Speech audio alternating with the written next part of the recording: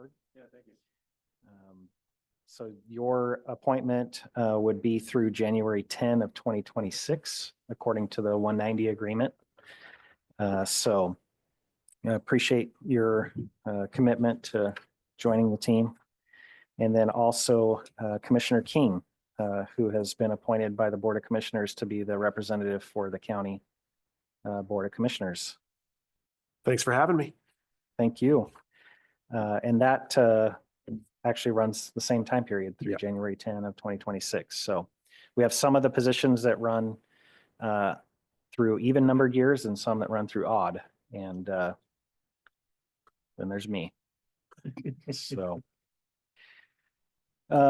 anything either of the new members would like to say, or do we want to do introductions to the rest of the board so that everybody knows who everybody is? Sure. We'll let you start. I'll start then. I'm Commissioner Bubba King, just newly elected, and part of my liaison duties, I've been to criminal justice, DA, sheriff, public safety, all those things. So YCOM falls under that silo, and come next year, somewhere around January 10th, we'll divvy up those liaison duties again. So I think that's why my term is that year, but it may be likely that I'll be right back here. So, but I'm very happy to learn exactly what the needs are in this and get creative on how to support and build those partnerships around the community. Thank you. David? I'm David Vandewally. I'm elected to the Carlton Fire Board. I think we're actually new Carlton Fire District in technicality, but so I was elected to this board 2 years ago now.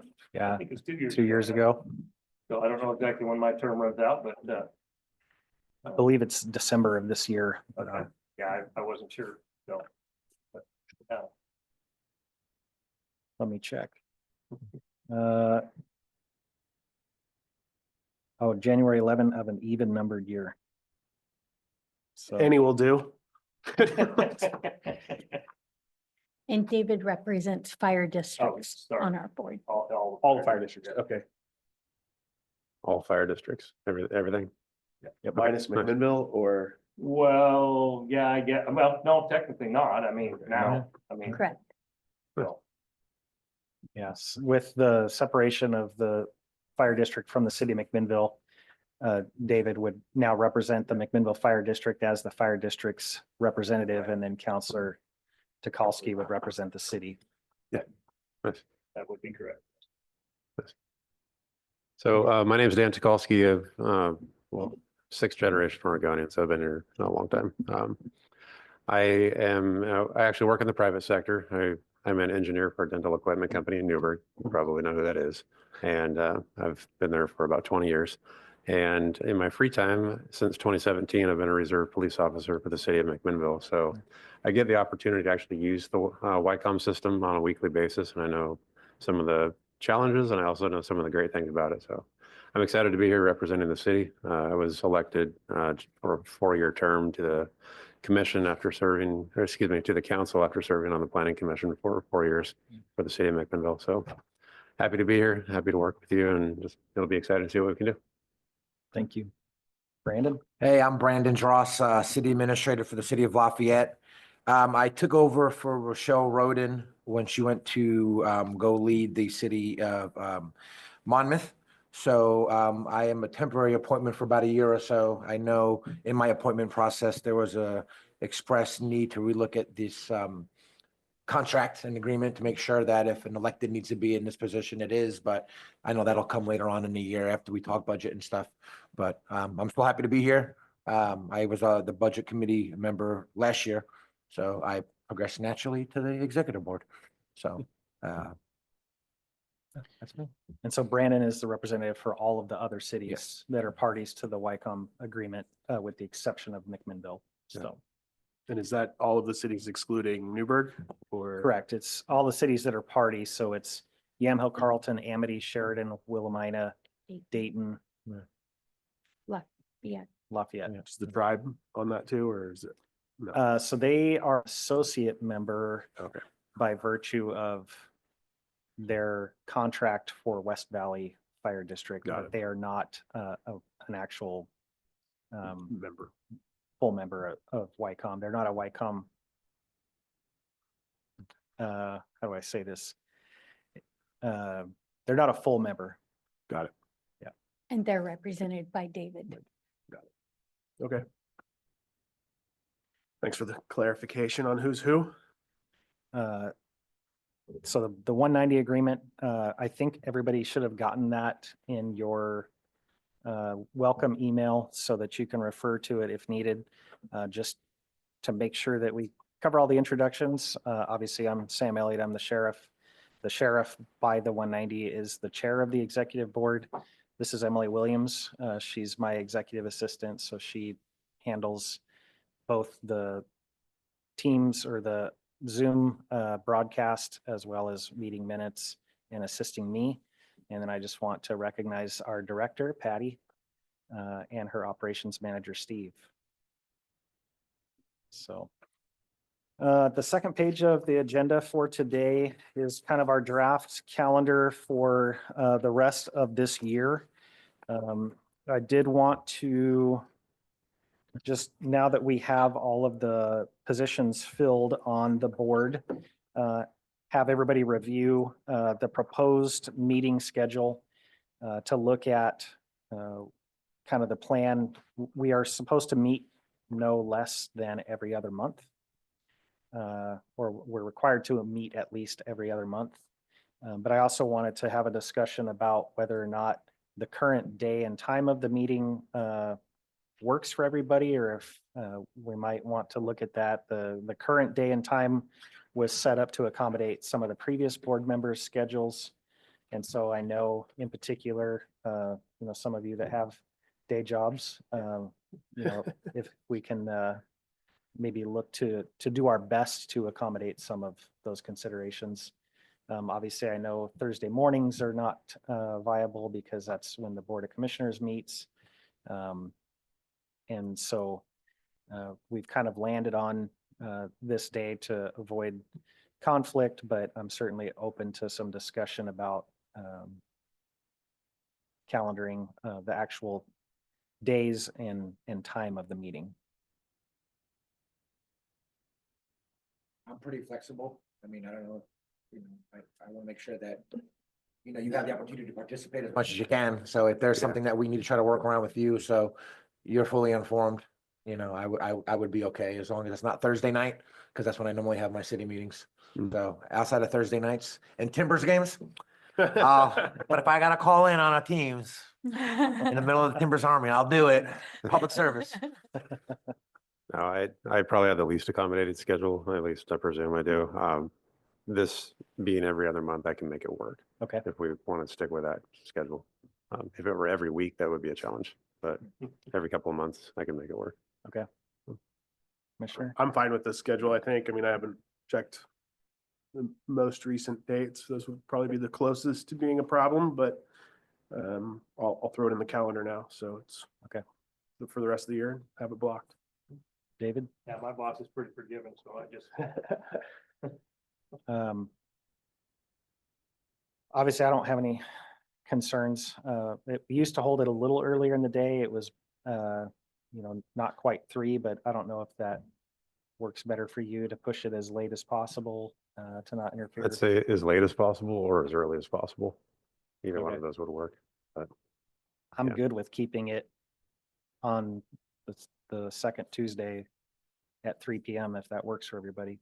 Yeah, that lines up with my fire board meeting, so I kind of keep that in mind. I know I got 2 meetings that day, works good for me, but if anybody else got an issue, I can adjust. Yeah, that's great with me. All right. Any known conflicts with any of the proposed meeting dates? You will see that we are going to meet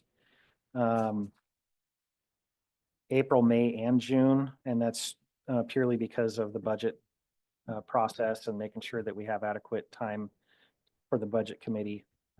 But then after June and budget adoption, we'll return to the every other month. So I didn't know what our budget calendar is yet, so I'm not sure. long as you know November's hunting season, we're fine. No meeting. That one's already scheduled. I will be gone in May. Okay, Um, that whole week is booked up for me, but I could do either on either end of that. I will mention, it looks like, and I don't know if this was proposed that way, but April 3rd is actually a Thursday. Is that going to be an issue for anybody? It's not Unless for me. it- It's late enough in the afternoon. I'm usually more. Unless it was supposed to be meant for the 1st. But everything else seems to be a Tuesday, but that seems to be a Thursday. I just want to make sure that wasn't a typo, that was an April Fool's joke. right? Right. Oh. Yeah. Oh, That's what he does. it works. Oh, it should be the 8th? Oh, okay. Even better. All right.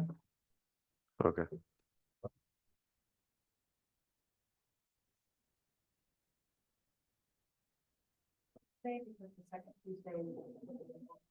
Okay. So obviously we will make adjustments as we move through the year, if it's needed, and as we hone in on the budget committee times, we'll try to get those out as early as we can. But we'll just continue with the second Tuesday at 3 o'clock for regular meetings, and then keep on trucking. Yeah. Yeah, so long as it's not an issue if I'm gone for that May 13th. We'll still have a quorum. Yeah. So, I missed it last year. so anything else for calendar discussion? All right, move on to item D, the director's report. Hello, everyone. With your welcome that Emily had sent the welcome email, she gave you a copy of the 190 and also to our new members, and then also the director's budget message. And a couple years ago, because a budget message or the presentation takes an extended amount of time, I'm usually talking about an hour and a half before the budget committee deliberates. We've moved to giving you at the top of the year some performance indicators of the center from the year prior. It's also organic because a lot of our user agencies are asking for statistics at the same time. So what I've done today is just prepare updated. It was in your the second page of the budget message. I've just prepared an update for you, and I can give you as a comparison. And then it will still be part of my budget message that you'll receive ahead of that budget meeting, but I'll just skim over it at that time. Does that make sense? Okay. So in 2024, as far as telephone calls, YCOM processed 119,077 telephone calls. That would be 911s as well as administrative 10-digit or non-emergency number and in-house extensions from anybody that's on the same city county phone system. In comparison, that's almost a 3% decrease in telephone traffic over 2023, which was 122,000. In relation to that, in 2023, of those 122,000 calls, 29,222 were 911s, as opposed to last year, 26,951. That's a significant decrease in 911s that we received in the center. Now, the industry standard for a 911 center in answering emergency calls is 90% of all the calls will be answered within 10 seconds, and 95% of the calls will be answered within 15 seconds, depending on the NINA or whether it's APCO standard, which are our professional organizations.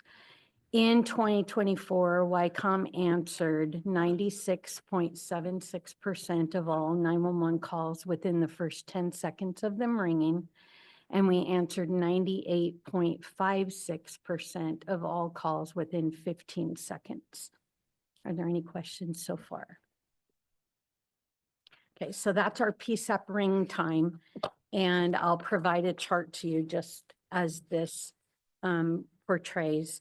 The remaining, it was 99.4 or 99.8 are answered within 40 seconds. So even the times that we are completely overwhelmed as far as 911 traffic coming in, we're still answering all but a couple, maybe not even a handful within the 40-second period time. Okay, and then we go over to another comparison, and in that the 10-digit lines, so a non-emergency 24-hour line, in 2024, we received 67,009 10-digit non-emergency calls, and we placed 24,937. And I can follow this up for you if you want. Do-overs, I'd provide you with a handout today.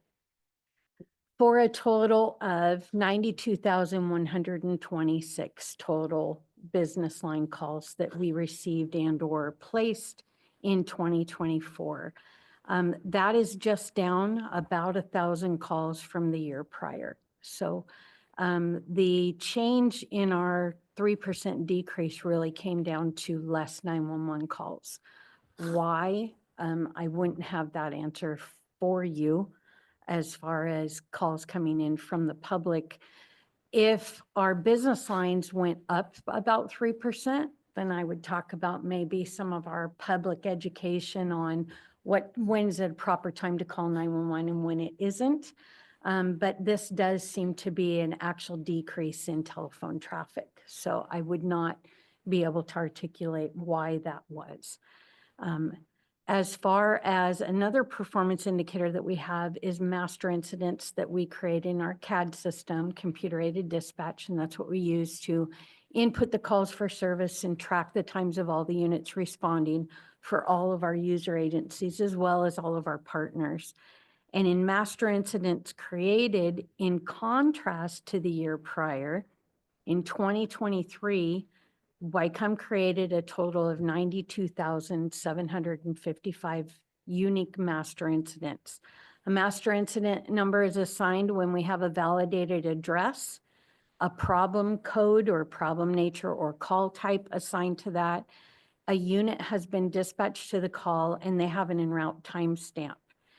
In contrast, last year, we entered just under 8,000 more, 100,645. So our call volume, as far as emergency calls, has went down almost 3%. But of the calls that we received, we've entered more center activity, which means that our member agencies, the conclusion from that is our member agencies were busier, and so was the center. So we didn't see it as indicated necessarily in individual phone calls ringing, but of those phone calls that were ringing and of those calls that we answered, 119,000 of them, 100,645 generated center activity. Does that make sense?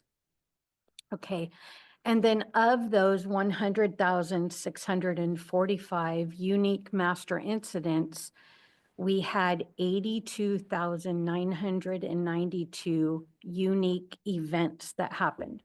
So why could we have more master incidents than unique events? I use that term because a traffic accident is going to generate a master incident on the fire EMS side and also on the police side. So when we take out the duplicates of times when police and fire responded together, or well, that would just be police and fire. There were about 20,000 times last year that police and fire went in tandem, so two different disciplines. Fire and EMS could go separately, law enforcement could go separately, but 82,992 times somebody in public safety went. And it could be all three of them. 82. Will you say that number one more time? 82,992 times. We at least had a location that was validated. We had a problem type, so an incident type. We had a unit inside assigned to that call and they went en route. That could be self-initiated activity, for instance, a traffic stop on the law side. The timestamp occurs when we enter a traffic stop in our CAD system. It's a received, a dispatched, and en route, and an on-scene time. All are identical. Are identical. Okay. Are there any questions on CAD activity? Okay, one of the other performance indicators for the center comes through our quality assurance program.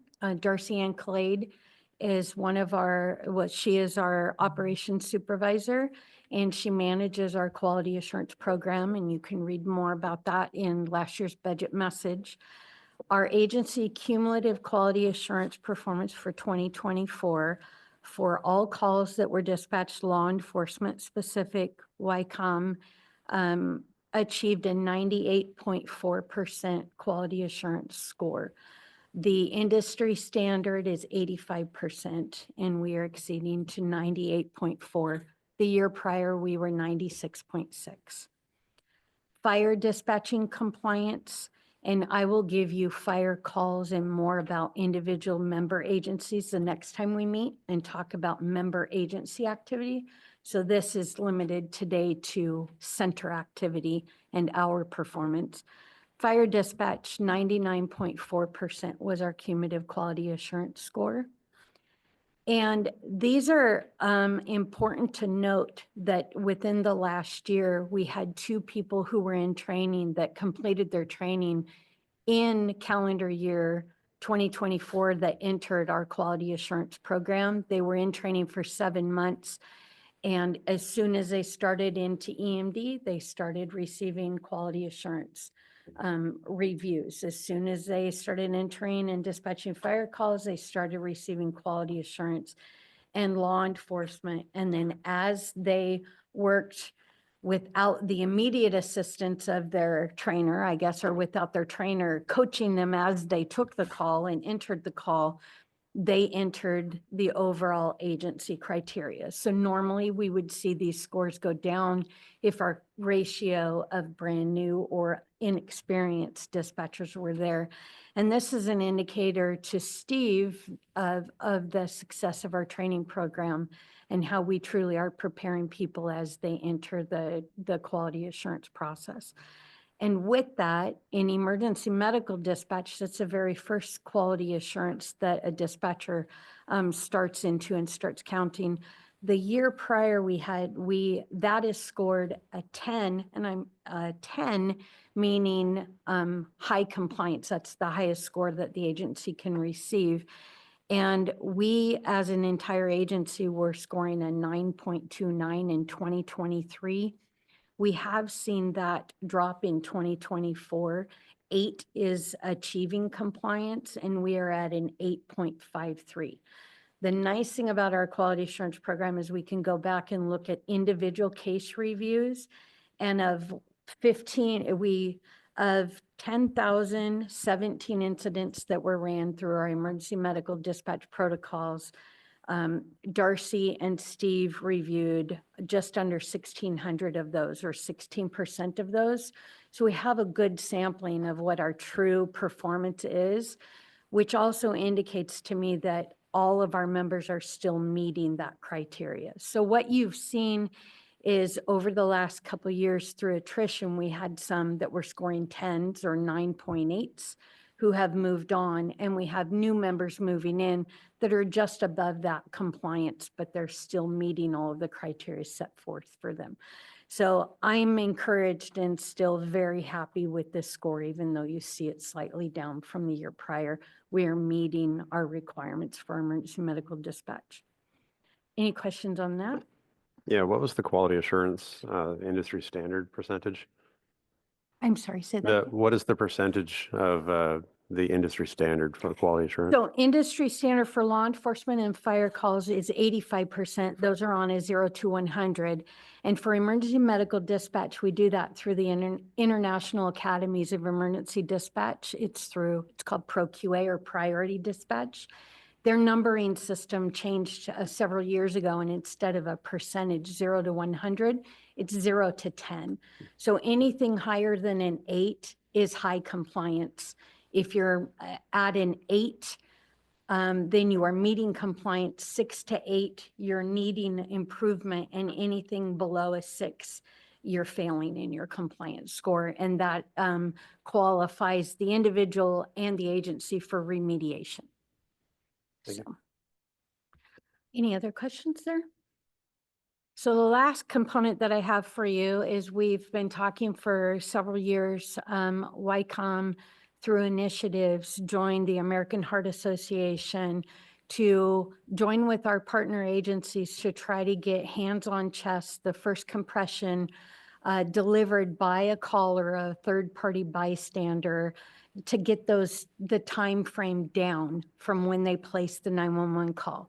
So through the American Heart Association, the recommended standard is for the first chest compression to be given by the caller in under 120 seconds. So in under 2 minutes from the time that the location is identified and validated, and the cardiac arrest is recognized. YCOM has been, when we originally started this, and if you're interested, I can show you the history over time, but when we started this, we were under it, but we have markedly reduced through education and staff training and working on those times and received those down. We have occasions throughout the year where someone might give instruction and the first chest compression was delivered at 44 seconds into a call. So there are direct ratios to the survival rates that are occurring here locally. Last year, over 54 cases, so 54 individual patients who were recognized to be in sudden cardiac arrest. YCOM dispatchers assisted by giving instruction 76 seconds on average for the first compression to be delivered. And like I said, we have some dispatch instances that I've reported to the board over the last year that was 44 seconds or 36 seconds. But as a whole, over 54 cases of sudden cardiac arrest, and we call these non-barrier cases. So a barrier case might be, I can't get my husband onto the floor. And so that would be a barrier. My wife is behind the bathroom door and I'm going to need help positioning the patient. I can't get her out. So where a person is on the ground or on a hard surface, the caller is willing and able to perform that chest compression for the dispatcher to recognize sudden cardiac arrest and deliver that instruction. We were doing it in 1 minute and 16 seconds overall in 2024, which is huge. This is February's Heart Month, and American Heart Association puts out all kinds of things on social media and in the news, and we try to promote bystander CPR, the use of AEDs. You will see social media that the Sheriff's Office will put out on our behalf, talking about pulse point that we use for CPR to notify a bystander who's trained and willing in the community to respond to a public location to assist with a cardiac arrest event. And that this is the impetus of the performance of the center on the other half of those news articles or social media that you've read. Are there any questions about our hands-on chest? Okay.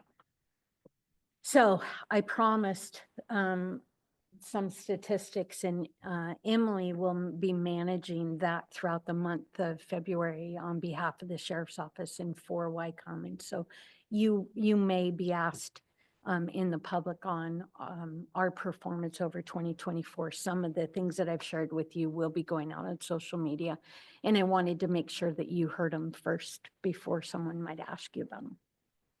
Any questions there? Okay, that is a great segue into, I cannot tell you how. Oh, I had a sorry. question, and Yes, sir.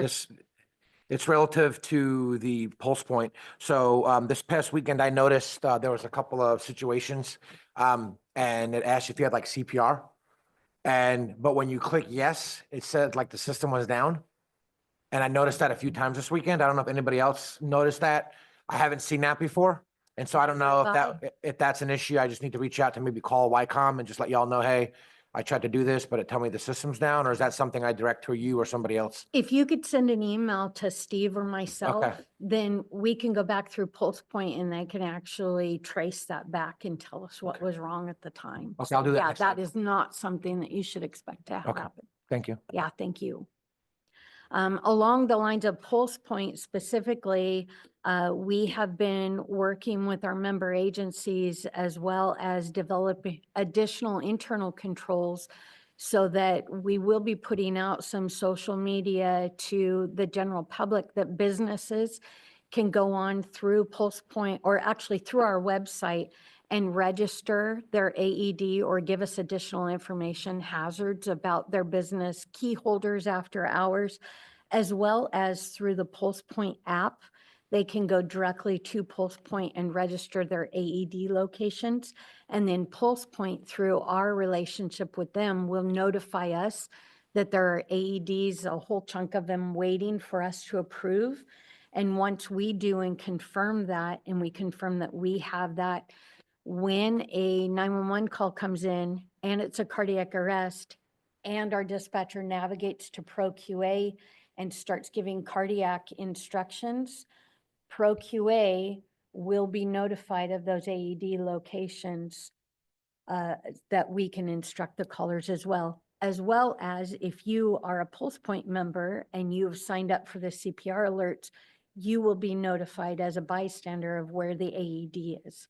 So it is truly a situation of public and private working together to increase the cardiac outcomes, which is huge because seconds count, and every 10 seconds, 10% survivability goes down, right? And years ago, we didn't even have someone on the road as these criteria were going down. We also now have field units that are carrying AEDs, law enforcement and fire. So that's also something that we do.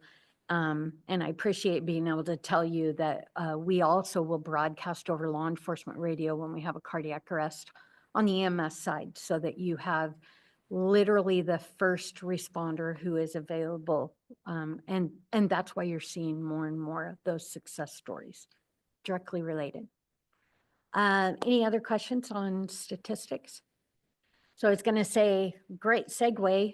This would be something that I would like to transfer over to Steve in the future. And as David knows, and the sheriff and Brandon knows, Steve has not been able to join us for some time. So last year he was dedicated, Steve is our operations manager. And last year, actually for a few years now, he has been assisting as backfilling for vacated positions on the dispatch floor. And last year, my goodness, he played triple duty. And he was our operations manager. He dispatched member agencies. He took 911 calls. He assigned himself as a training officer. He filled in during family leave. We have a dispatcher who had a baby last year. He has done it all, and he's done it all willingly and very, very well. And I'm thrilled to say that with the new year, with January, as our family leave returned to work, and in November, we had our trainees come out of training and assign their own shifts.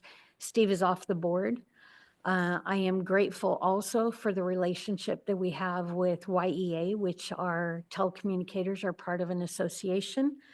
And they understand that he will not be returning to the board. We need to continue moving on in the agency with next succession planning. So when I am away, whether I am, ill, a vacation, I sleep through the phone, whatever that might be, Steve is the executive director, and he is second as far as our command structure at YCOM. And it is very important that, and I'm super excited that we are able to have him focus on the duties that he really should be doing. He is the immediate conduit to all of our member agencies, and he's worked very hard to establish relationships with each one of those entities, and he is incredibly responsive to them. Also, succession planning starts a long time ago and early on, and with our migration to Enterprise CAD in 2018, Patty, the director who was the CAD administrator for our organization since the year 2000, transitioned to Steve, the dispatch supervisor, being the CAD administrator for our new CAD system. So he's been in that capacity actually since 2017, and he continues that today in operations. So I like to tell people I can do that change in CAD, and I don't know that Steve wants me to, and he always double checks my work. So he spends a lot of time starting this time of year and through fire season, the dynamics of our fire agencies changing their responses. And all of the updates that I've given to you about safer watch and panic alarms in the school systems, while I say we are working with our member agencies, if Steve had been here, he would have reported that out and said that that was him. So with that, and I've probably embarrassed him enough, but I did ask him to report out to you on a couple of items today, and you can expect that he will be presenting on operational items as we go throughout the rest of the year. So I'm super excited having him do that. Steve. I know Patty's briefed you in the past about just-in-time training that I started doing with our staff. Just wanted to highlight a couple that we've done recently. Back in late November, December, the one I did, I'd go out on the floor with the dispatchers and just have training about what happens if. So, you know, it's 2 o'clock in the morning and, you know, the phone doesn't work. 911 goes down. What do you do? What happens if? And so I got a lot of great positive feedback. Some of our staff who are been signed off for a year or two, but still aren't really ready for that leadership role. But they also recognize we've got newer staff than them now. They're not the baby dispatcher anymore. So they may have to put on that little bit of a leadership hat and start helping to direct some things. And we've got all this in policy, but do you know where to find it? So we just did some scenarios, and I met with all of our dispatchers over various shifts and said, okay, this is your scenario and go. And so they were able to work through it. We had conversations, what works, what doesn't, anything that need to be changed policy-wise, procedure-wise. The second one that I did, and after that, they all felt very appreciative and felt a little more comfortable going into a night shift, and now they're on night shift with our brand newest signed off person. So it was a little bit of leadership training, a little bit of help just process training. The next one I did was directly with our IT manager. And it was, okay, CAD, somebody yelled out from the floor, CAD's down. What do you do? And then it was the steps. Okay, so can we move them to backup CAD? Can we move them over to the training server? Get them moving for now and then start, is it a server issue? Is it a network issue? What kind of an issue is it? And start working through that. And each one of these, probably 20, 25 minutes, working through the conversations with the various staff and get some takeaways from it. What do we need to work on? What needs to change moving forward? So that's a couple of the ones. I know she's talked about me doing them, and that's a couple of the ones that I've done in the last few months. Anybody have any questions about those or how they work? No, I would like to know, just for the new members, and I think I asked this around budget time, but how many employees are you overseeing now in your role as operation manager? So we've got 9 dispatchers now. 2 of those are trainees that just started in January. We do have one person that's in our background process. He just had his psych eval last week, so we're waiting on results for that. And then I've got 1 supervisor in addition to that. And then he manages IT in my absence as well. So, and are you asking about openings then as well? Yes. Okay. So then we have 2 additional supervisor openings and 3 additional telecommunicator openings. Thank you for that. When you'd be fully staffed at 15 dispatchers, then is that the number or did I do the math wrong? We are overall, we as an organization, 20 is our FTE.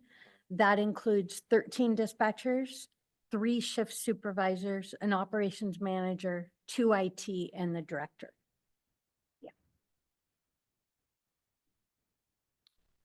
The second thing that I wanted to mention, Patty's also mentioned to the board that I am a member of the Oregon Executive Development Institute. I'm on their board of directors as the representative for telecommunicators in Oregon. Their annual session is coming up in March, and they've sent out a request for those on the board of directors to come and assist with their annual session. So in March, I will be going for a couple of days to assist with that in whatever way they need me to assist with. And the takeaway on that, I mean, one, that's honorable for Steve. It's an incredible honor to represent all telecommunicators in Oregon. Oregon Executive Development Institute is extremely high quality, honorable training in Oregon. It's a week-long residence training session. It's intensive, all about all different types of leadership. And the takeaway that I want to point out for you is they made this call out last year also. And Steve was assisting our organization in other areas because he was helping us meet the service level for our member agencies. This year, he will be representing the organization and our industry in his role as operations manager. So while I reported out on the performance of the center, our lower staffing numbers, or as staffing vacancies are there, you see impacts to the budget as far as overtime. We see cost savings or savings in personnel lines that are unfilled positions. We don't see a reduction in the service levels to our member agencies, but we see a reduction in the opportunities that we can take advantage of in the roles that we can perform for the greater community in representing all of our member agencies. So I'm super excited that he's able to do that as well. In addition to that, just on a very small scale, I wasn't going to go to the APCO Western Regional Conference, which Oregon APCO NENA, which we are an agency member of, and Steve and I participate with all of APCO NENA in Oregon. They were able to host the Western Regional Conference in Portland that first week of March. And I had opted out of attending because of projects we have going on at YCOM. And Steve is going to attend that on behalf of YCOM and on behalf of our membership. And then on the Monday of, to still contribute, I'm volunteering in registration. So I'm going to work there just one day as opposed to being taken out of the office for the whole week. So we do still look forward to those promotional opportunities, additional hiring. That is our top priority because these are all opportunities that YCOM has to pick and choose, and where we have the skill set, we have the education, we have the experience to be able to contribute in these areas, but we don't always have the bandwidth, as I'm sure everyone here can relate. So that's why I'm very excited about this scenario. Did you have anything else? Any other questions?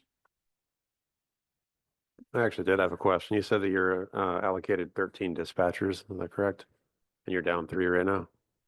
Okay, so I assume those are being covered by overtime by others? Yes. Okay. We have been very creative over the last few years and also flexible in working together with YEA to try different deployment models. And I had briefed the board about our members preferring a 12-hour shift for the last couple of years. Last summer, we said, we've got to have a break. Actually, it was last May.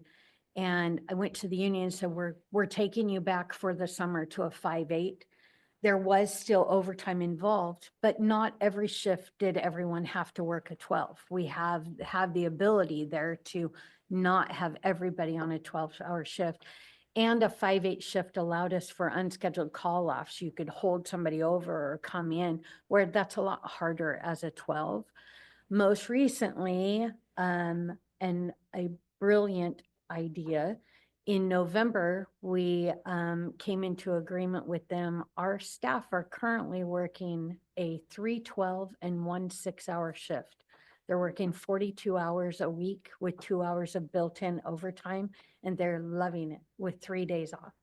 We brought back vacations. We had a hold on agency-wide vacations last year.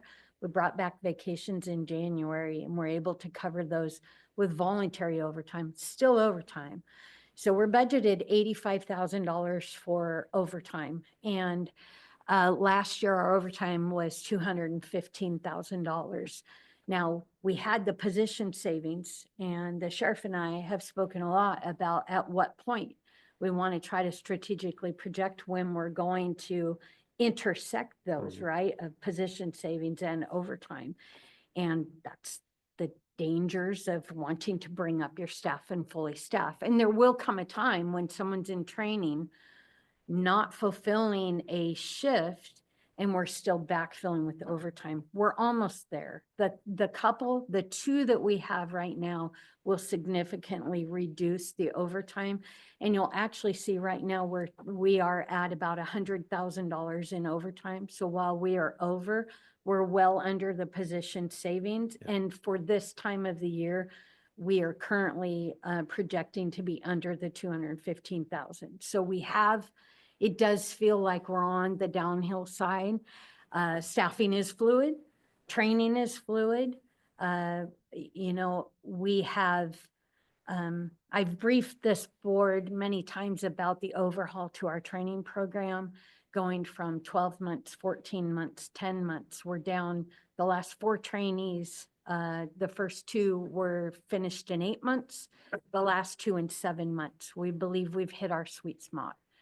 So we are projecting that they will be out of training, and we will have room for additional ones in 2025 if we keep on this. So the gentleman who underwent a psych last week, that is the very last component of the hiring process. It's required by the state of Oregon. We expected and hoped to hear today before we started whether or not the gentleman passed. And if he did, then he will be starting yet before the end of the month in February. 3 trainees is very difficult on our center and the makeup, and to give them enough to do without competing with each other, and the trainers to monitor their progress. And we do have an all-in culture right now, accepting of doing the 3. We haven't always had that. And our plan is to watch their progress and then add another one as soon as we're able, and, you know, and watch our staff and our trainers and try not to over fatigue them, but we won't have bodies in the seats until we have bodies in the training seats. And so it's a constant balance. Questions? I have a lot of questions, but I'm the new guy, so. Yeah. So with that, when Brandon Dross joined the YCOM board, I invited him into the center. He stayed about an hour and a half, had a general tour, and then I said, bring all your questions, and I'll have any thoughts, you know, and let me know what you'd like to know and all your curiosities. I would like to invite both of you to do the same. Any questions that you have. Also, every month I could talk for hours, and it's always a challenge. What do you want to know, and what could I provide to you? And I always bring more in case you might ask, but any direction that the board gives me as we move along, we'd like to hear more about, or I'm interested in hearing about, whether that's a one-off in between a meeting, or that's something the board's interested in hearing about, a trend in this, or data about that, or more information about something. Please feel free. Otherwise, I am trying to maintain a certain amount of time for you, not, and be respectful of your timeline, but also make sure that you understand and are aware of the primary things that are going on in the center. So it's a guesstimate. Mhm. Um, If Dan and I could schedule a time with you, I think together, that would be great. That'd be awesome. Yeah. Just if you want to email us both or something, Absolutely. then we can get And that we on the could do books. that. We could even do that in the evening. We could do late afternoon, Yeah, first I thing in can- the morning. Be flexible with Dan's time. Thank you. If you're flexible and yours. Absolutely. Okay, so I will move on with a couple more things. We are preparing for a LEDS audit, so law enforcement data systems. YCOM and our area partners are undergoing a LEDS audit that also that first week of March. Part of the reason why I'm remaining back from APCO, and Steve will have to remain back that day.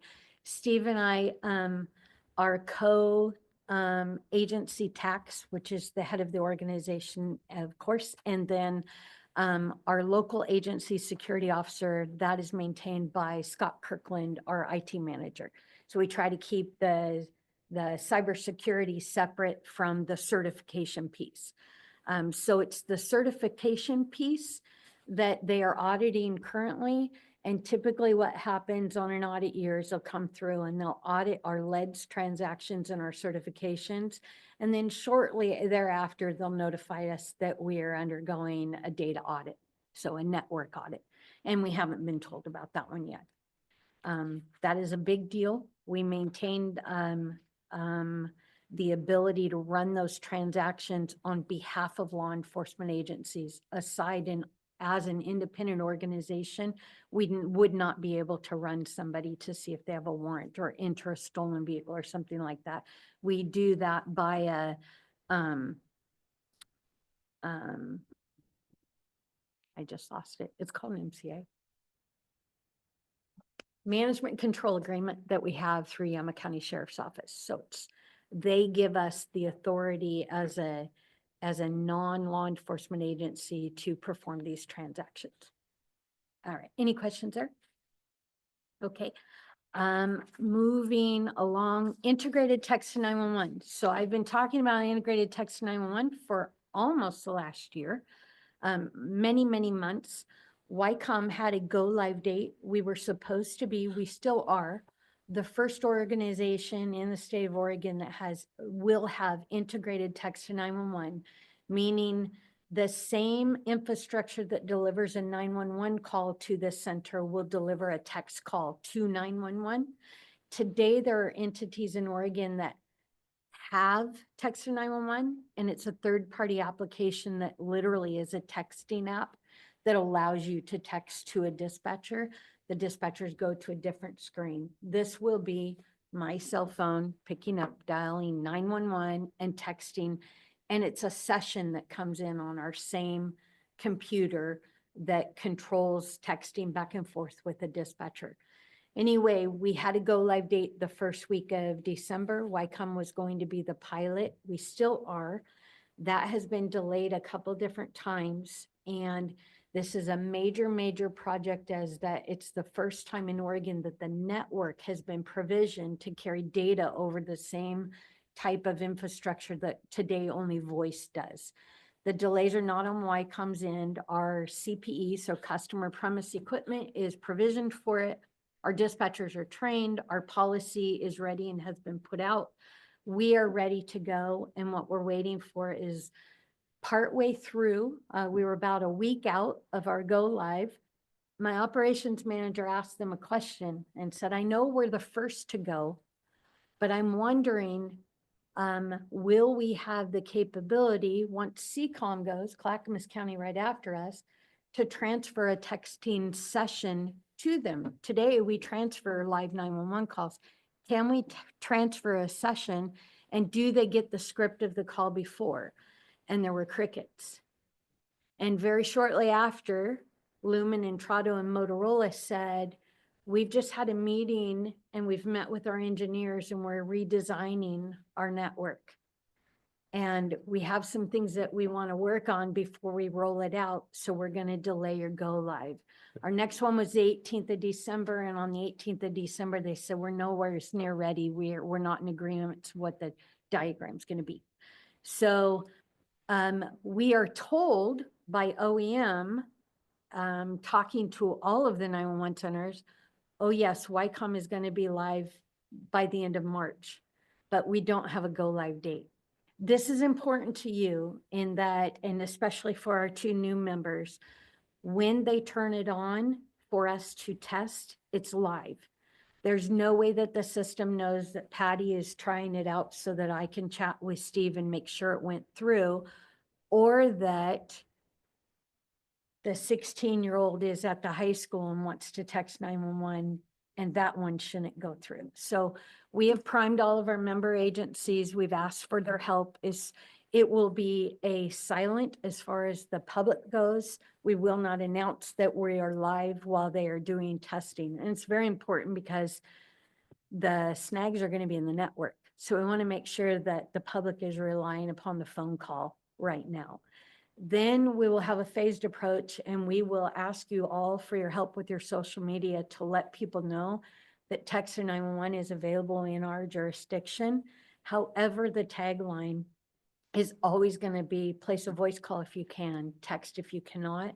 I cannot understate that a texting session takes 8 minutes on average, and a voice call 911 takes 2 minutes on average. So it's very important that if a caller is able to do so, they will get the quickest, most appropriate response by placing a voice call to 911. And there certainly are scenarios, whether it is callers with disabilities, whether it is callers with safety issues and concerns, all types of scenarios out there that it's appropriate for someone to text to 911. The second question that the operations manager asked Lumen and Motorola was, okay, and also today, if I'm on I-5 and I place a voice call to 911, the system can see my call travel down. Is the system provisioned to keep that caller connected to us as they drive north of Gaston? Or as Gaston or Washington County is brought on for text 911, is the network automatically going to transfer their text to Washington County? And again, crickets, and they said, we need to redesign. So what is supposed to happen, and they need to ensure, is that we got to determine how many text calls or sessions we would have come into our consoles at a time, just like how many can you, and how long would they be connected just to that workstation. So we have 5 workstations. If 5 of us are there and a text call comes in, presents like a phone call calling 911, I answer it and I start talking to you as the caller. We don't want your reply to go to Steve or to go to David or go to the commissioner.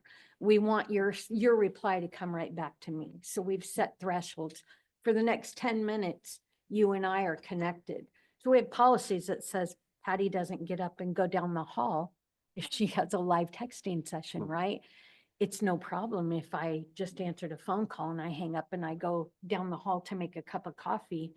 But a texting session remains open for 10 minutes and gets redirected back. Is it? We will. Come back to you, right, in that 4 minutes or something, and then does the clock start over, or is that just policies that needs to be put in? We are going to require that they prove that to us. And I won't be able to tell you that until they've proven that to us. And thus is the name pilot. So we are working very hard to control all of those details that we can, so that we're not answering for details that were foreseeable and controllable. Yes, it should be 10 minutes after the last response. The final thing that I will say about it, I'm excited, is Darcy and Steve have worked together, and we were able to create some templates so that our dispatchers can click on a sentence, just like we would be doing a TTY call for deaf and hearing impaired. And they can click on it, and so it's a pre-recorded text message that goes out for to speed up that call for us. So we have some statements the dispatcher won't have to type all out on a keyboard. They can click on it. What's the location of your emergency? And some of those.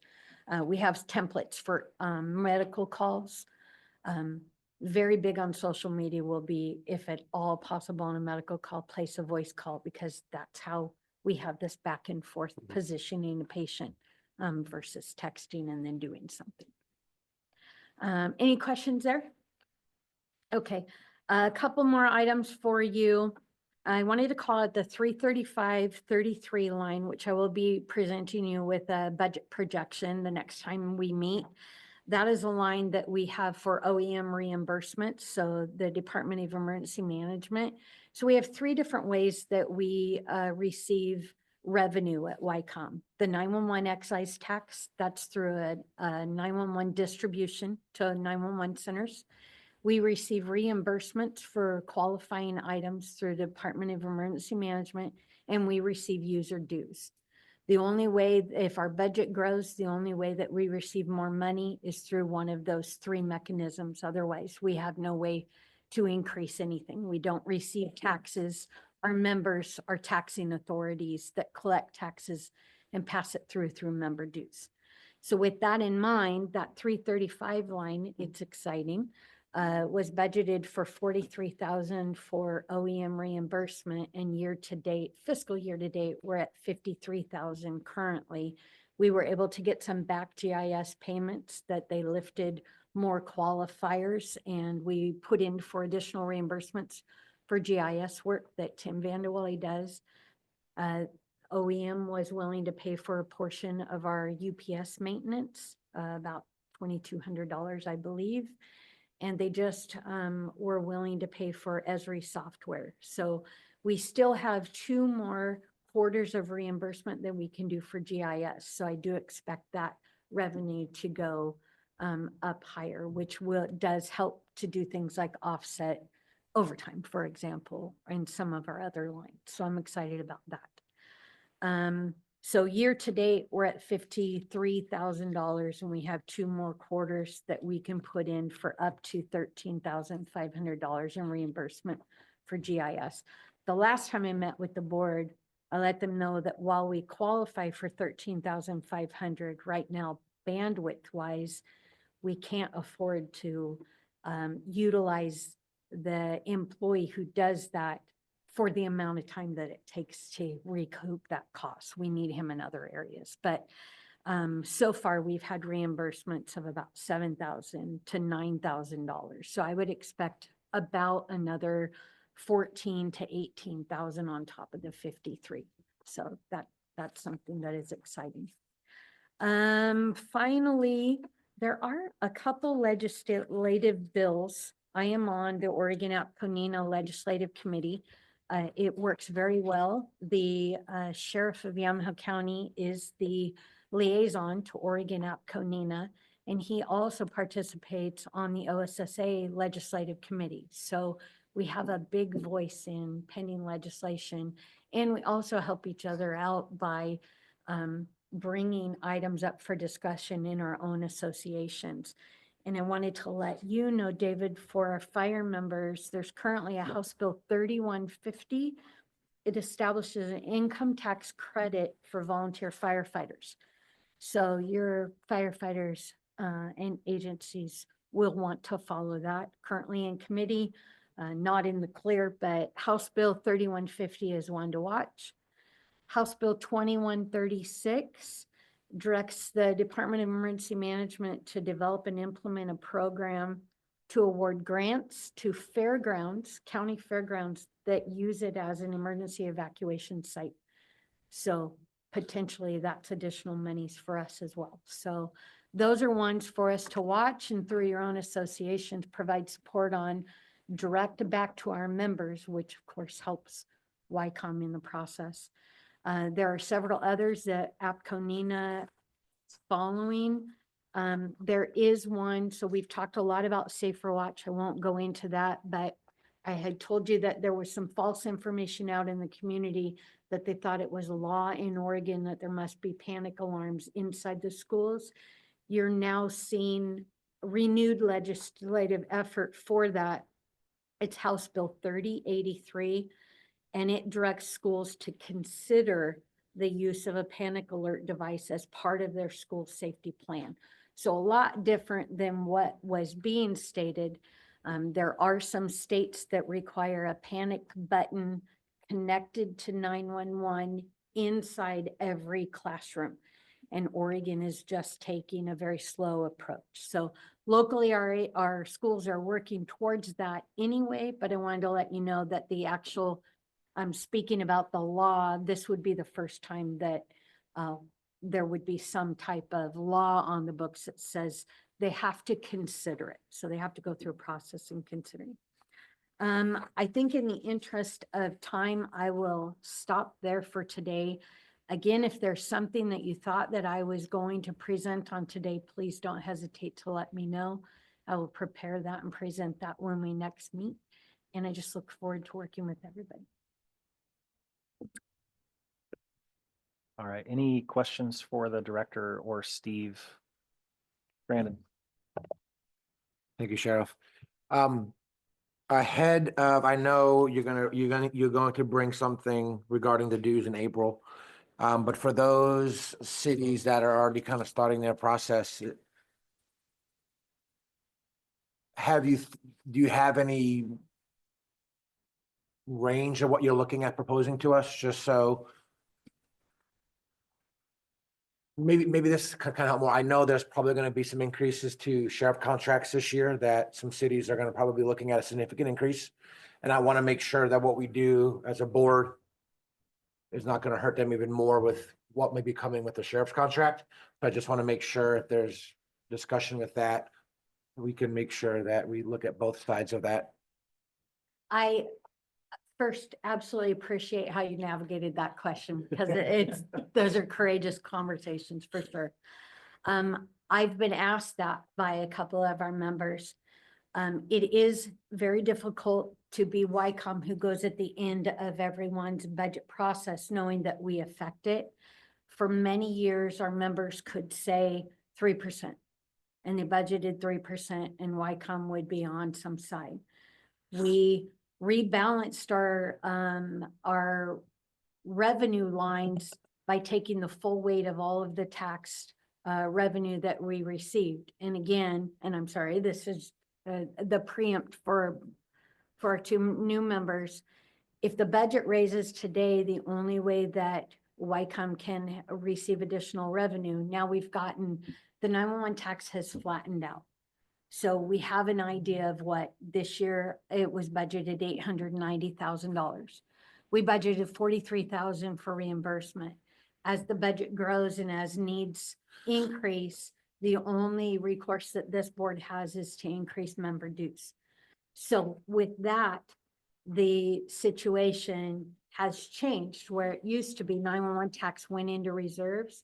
This body has utilized their reserves for many years, and we've lived off of those to a growing budget and encumbrances. Duly noted, when member agencies were hurting, we're no longer able to look to our savings because our savings has been spent down. So with that, when McMinnville's brand new police chief came to me last week, I have been extremely hesitant to give him, he wanted a number. Patty, I need a number. I don't have any basis to go by what it's going to be. I said, I can tell you it's going to increase. And I said, I will tell you I'm a conservative budgeter. Last year, our budget committee did not accept what I asked of them.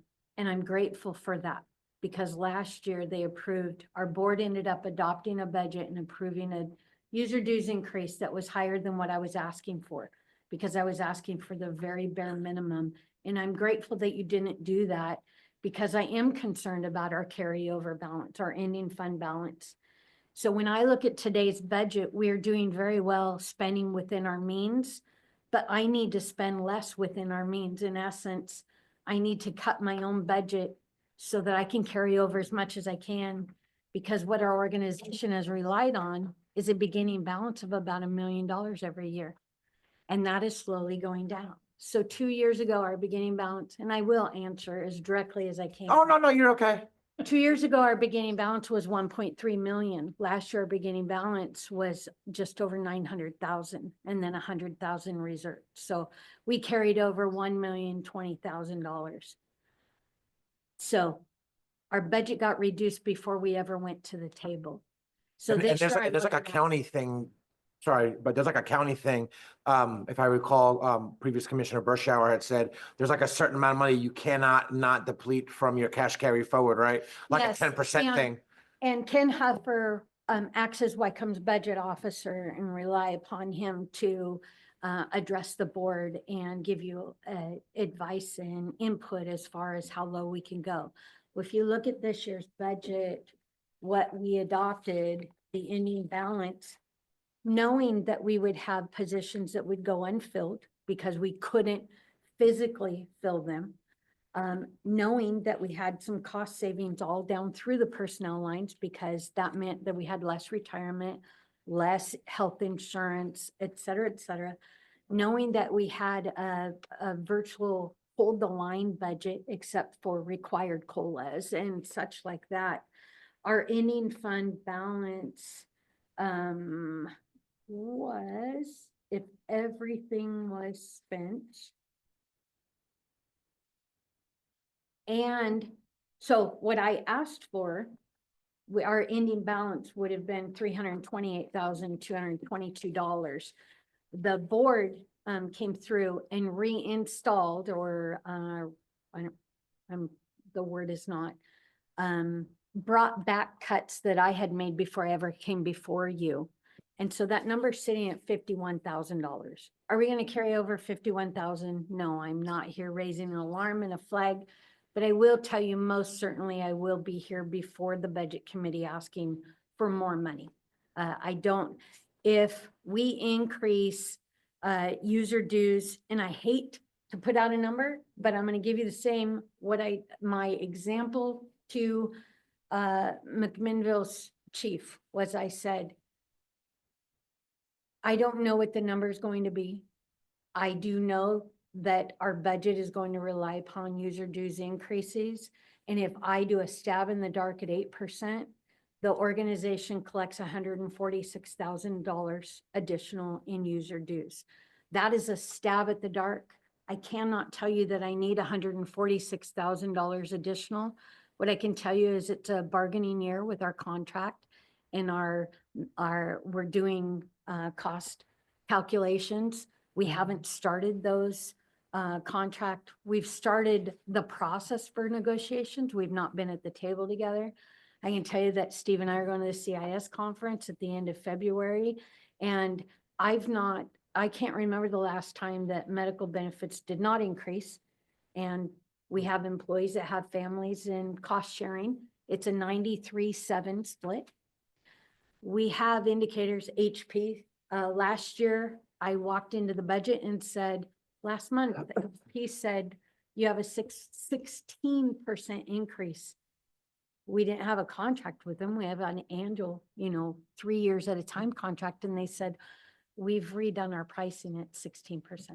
So as directly as I can tell you that, remind the board that I am a conservative budgeter. I can, renew a commitment that we're not going to ask for something. I'm not going to walk in here asking to pad our savings, but you should know that last year I didn't ask to pad our savings, and you saved us from that because it kills me to ask for $1 more. So I do believe it will be an increase. And finally, that's what my presentation will be in April. I will go back over the dues, how we got here, when we redid the dues structure. And the very bottom line that I gave the police chief of McMinnville was in 21-22, the city of McMinnville's cost contribution to YCOM was $665,000. Granted, a police department and a fire district. However, at an 8%, their cost contribution this year would be $655,000, not $665. So while it's painful, when you look at overall numbers, any cost increase is painful. We're the public. I do believe that when we made the dues, we set a new dues rate. You made something that was foreseeable for our members. Your rate this year is whatever last year was, in addition to the increase that's adopted. You are far better off than you were 3 years ago when Ken had to go run all of the new formula and you waited until the month before the budget committee to know what, if nothing, if YCOM didn't ask for another dollar, your rate went up or down. We no longer are doing that. We're showing you trends in performance. We're showing you trends in calls for service. And if we don't ask for another dollar, then your dues this year are what Lafayette paid last year. If the budget increases, so if you think about your local fiscal budget, and I really appreciate you're anticipating that the costs are going up elsewhere, whatever your budget is trending, that's probably your budget is trending here. The only other thing that I would say is that we spent several years, I think I've been the director 9 years, 2015, 9 years. So I'm in my 10th year. We spent many years, this board spoke about 3% compression, and it's not a dollar for dollar. If you raise a member dues 3%, some members, that's $400 or $1,000. Some members, that's $40,000. Last year, Yamhill County in 23-24, their dues were $540,800. And the final scenario raised their dues by $64,000. Last year, this board adopted a user dues increase that was like 11.9%. The city of Lafayette had a dues rate of $59,488 in 23-24. And their 12% increase equated to $5,711. So it does go down proportionate on the members. Final thing I'll say is 80% of our budget is paid by law enforcement entities, Carlton, Yamhill, McMinnville, contract cities, and Yamhill County Sheriff's Office. And 20% of our budget is provided by the fire member entities. So we'll break that down next month. But so for every additional dollar that we ask for in user dues, law enforcement is paying 80 cents and fire is paying 20 cents. I hope that that's helpful.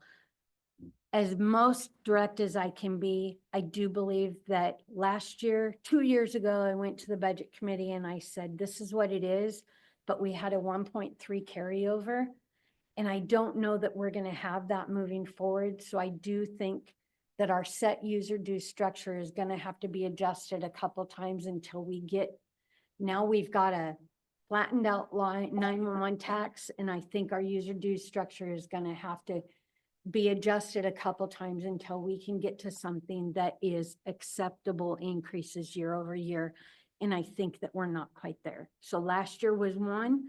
I think this year, and depending on what the economy does and what happens in this contract for personnel lines, because that's our biggest expense, we could have one more year of increases until we get to a place where you can go, this board is trying for a 3%, 4%, 5%, whatever you want year over year with just inflation. I'm sorry that was so long, but I looked Cordwood in the eye and I said, and if you walk out and you tell every one of our users it's 8%, I said, I just gave you a scenario because that's all I have right now. I don't have firm numbers. I can tell you PERS just went up. We've got new PERS rates. So I know that that's, and I can tell you what the percentages are, and I can tell you the dollar amount. So,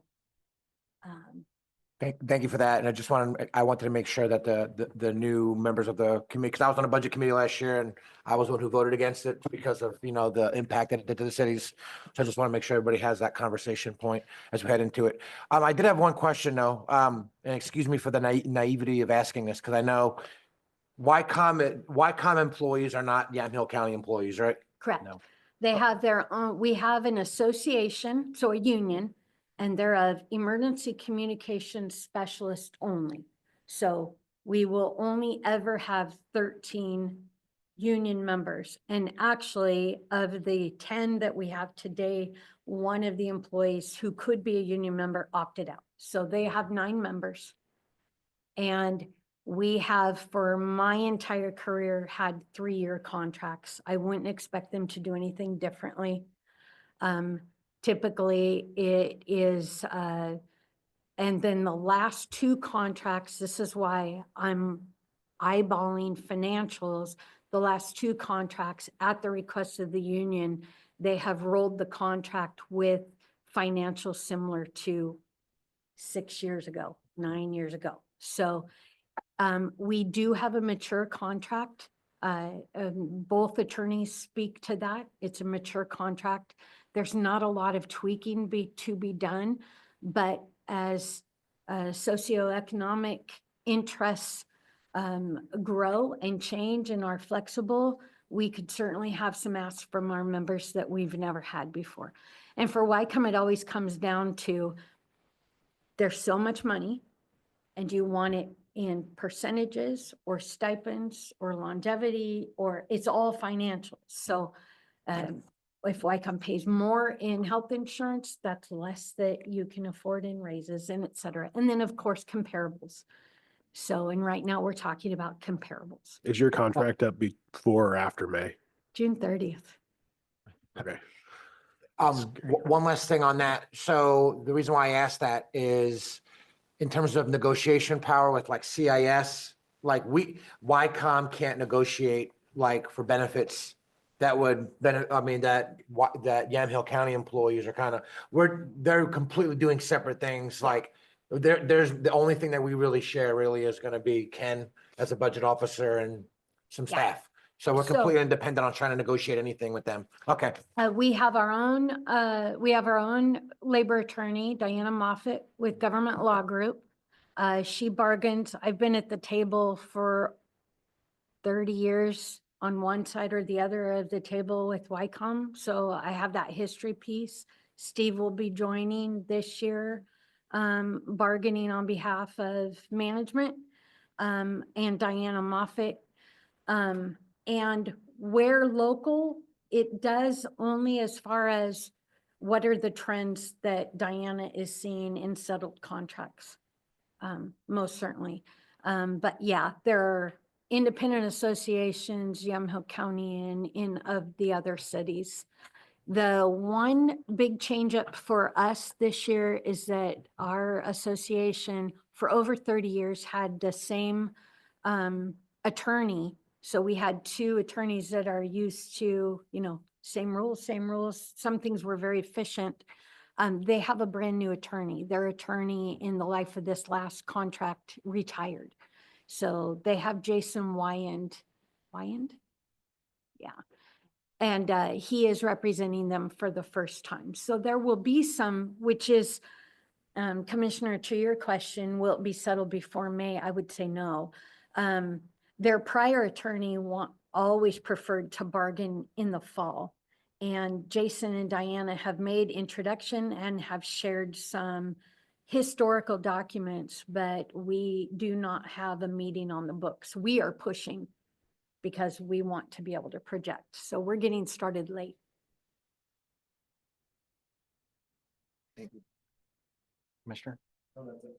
All right. Any other questions for Director about budgetary? I mean, we're going to get to budget clearly in a couple of months. We'll have plenty to talk about, but okay.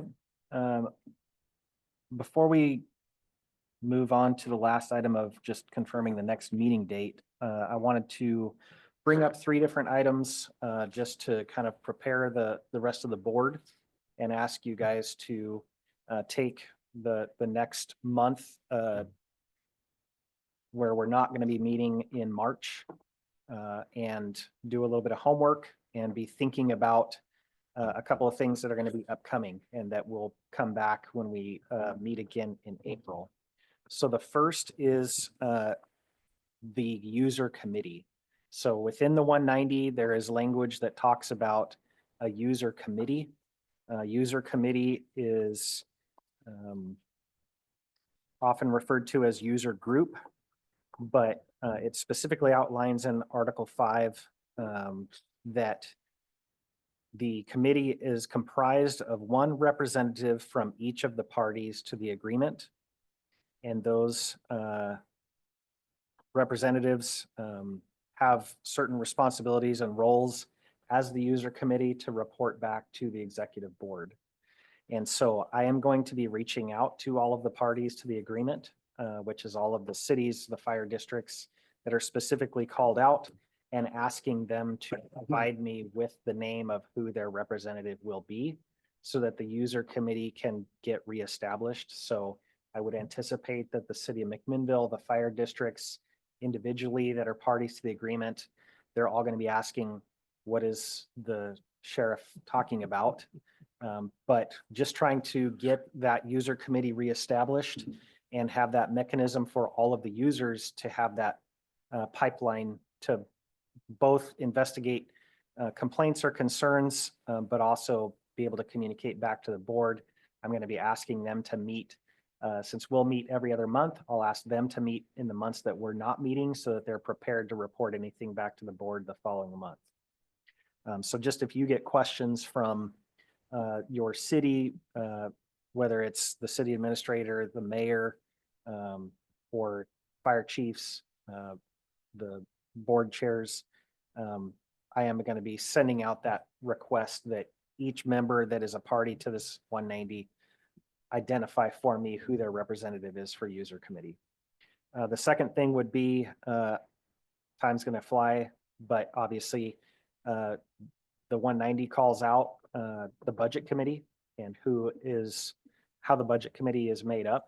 So an equal number of members, lay members to the board itself. So obviously with Brandon having previously served as a budget committee member, now he's on the board. So that's one position that we'll have to be looking to fill. I can send something out. I see Chief Graven is on the line on the Zoom call. Chief Graven has served on the budget committee for a very long period of time, but we do need to be thinking about folks that have an interest in emergency communications that would be candidates to serve as budget committee members as we get into the budget season for YCOM.